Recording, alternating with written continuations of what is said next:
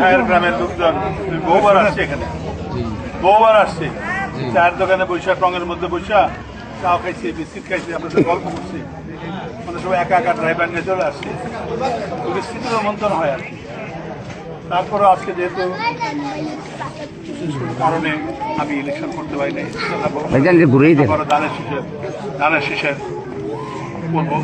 তো যেহেতু আমাদের জসিমউদ্দিন ট্রাক মার্কা ইলেকশন করতে জন্য বলছে, ইউ বলছেন, আপনারা যদি আপনারা 12ই ফেব্রুয়ারি তারিখে পরিবার পরিজন নিয়ে সকাল থেকে